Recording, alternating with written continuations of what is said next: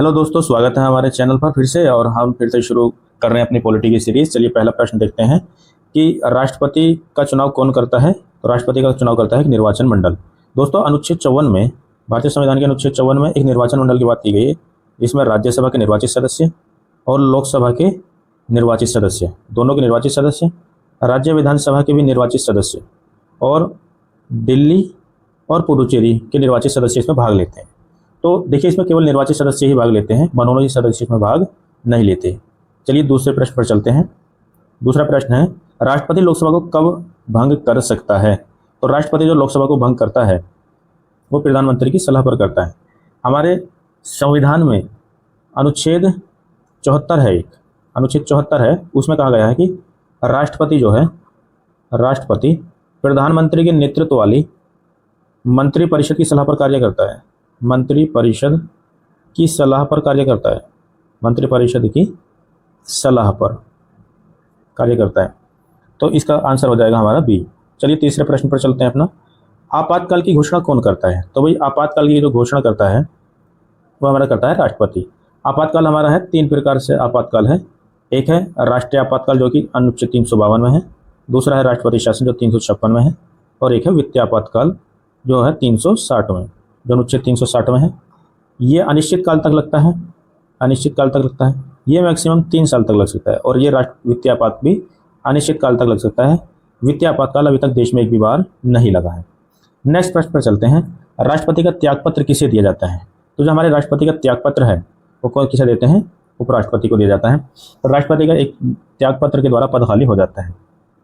चलिए नेक्स्ट प्रश्न पर चलते हैं। राष्ट्रपति के चुनाव का विवाद कौन सुलझाता है। भाई राष्ट्रपति से संबंधित जब भी कोई चुनाव संबंधी विवाद उत्पन्न होता है तो उसको सुलझाता है हमारा सुप्रीम कोर्ट। लेकिन इस दौरान जो राष्ट्रपति कार्य करता है, राष्ट्रपति ने जो अपने चुनाव में जीता जैसे, और जीतने के बाद उसके चुनाव को अयोग्य घोषित कर दिया, लेकिन उसने जो कार्य किए वह कैसे होंगे, वैध होंगे, यानी वो उसके मान्य होंगे कार्य जितने भी उसने किए होंगे। चलिए नेक्स्ट प्रश्न पर चलते हैं। प्रश्न है हमारा नेक्स्ट कि राष्ट्रपति को क्षमादान का अधिकार किस अनुच्छेद में है। तो अनुच्छेद 72 में क्षमादान की शक्तियां हैं। अनुच्छेद 72 में क्या है, क्षमादान की शक्तियां हैं। अब 74 में क्या है, 74 में है एक मंत्रिपरिषद जो राष्ट्रपति को सलाह देती है। एक मंत्रिपरिषद है जो राष्ट्रपति को सलाह देती है। 75 में यह है प्रधानमंत्री की नियुक्ति। देखिए प्रधानमंत्री की नियुक्ति होती है, नियुक्ति होती है किसकी, पीएम की, प्रधानमंत्री की नियुक्ति। और प्रधानमंत्री के कहने पर अन्य मंत्रियों की नियुक्ति कौन करता है, राष्ट्रपति करता है। चलिए नेक्स्ट प्रश्न पर चलते हैं। प्रश्न है, राष्ट्रपति के विरुद्ध महाभियोग कहाँ शुरू होता है। तो भाई किसी भी सदन से हो सकता है, लोकसभा से भी और राज्यसभा से भी हो सकता है। लेकिन जहाँ पर भी महाभियोग लाया जाएगा उसके 14 दिन पहले सूचना राष्ट्रपति को देनी होती है। कितने दिन पहले, 14 दिन पहले। और जिस भी सदन से लाया जाता है, चाहे वो लोकसभा हो या हो राज्यसभा, जिस भी सदन से लाया जाता है उसके 1/4 सदस्यों के हस्ताक्षर होने चाहिए महाभियोग पर। कितने सदस्यों के, 1/4 सदस्यों के। नेक्स्ट प्रश्न में चलते हैं। राज्यपाल की नियुक्ति कौन करता है भाई। राज्यपाल की नियुक्ति हमारा करता है राष्ट्रपति। और ये संविधान के अनुच्छेद किसमें है, 155 में। राष्ट्रपति की नियुक्ति कौन करता है, राज्यपाल की नियुक्ति कौन करता है, राष्ट्रपति करता है 155 के तहत, अनुच्छेद 155 के तहत। नेक्स्ट प्रश्न पर चलते हैं।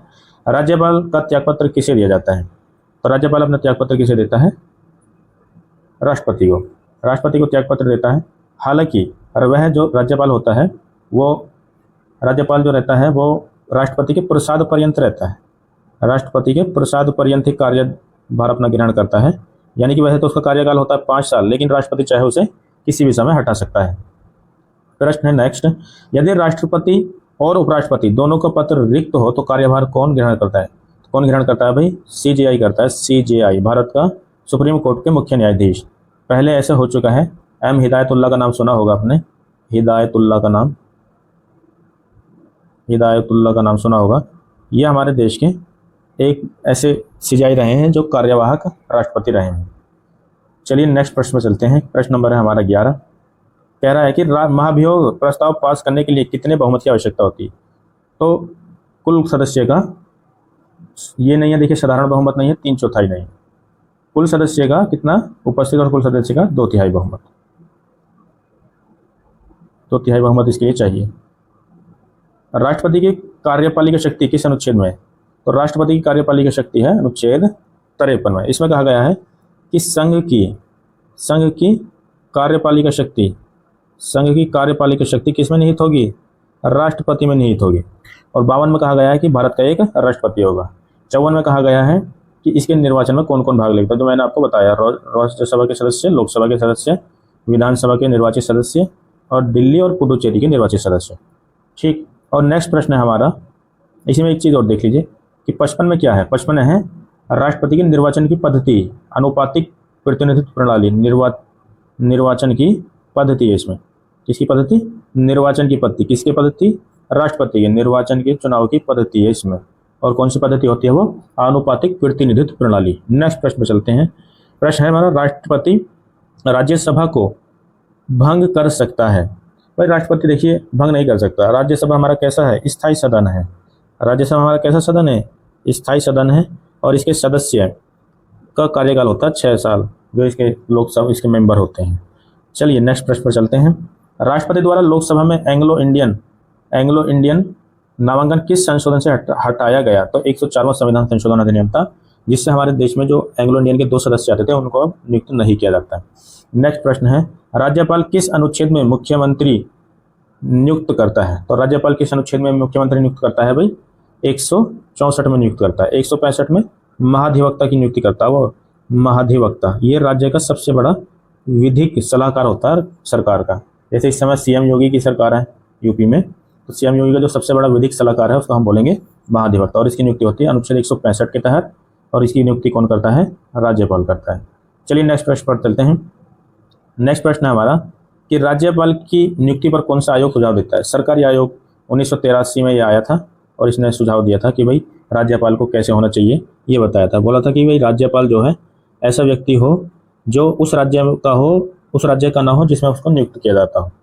नेक्स्ट प्रश्न है, राष्ट्रपति बनने की योग्यता किस अनुच्छेद में है? तो राष्ट्रपति बनने की योग्यता है भाई हमारे संविधान के अनुच्छेद कौन से में? राष्ट्रपति बनने के लिए हमारी योग्यता कौन से में? 58 में। 58 में कहा गया है कि भाई भारत का नागरिक हो किसका? भारत का। दूसरा 35 साल की एज हो उसकी। कितने साल की? 35 साल की।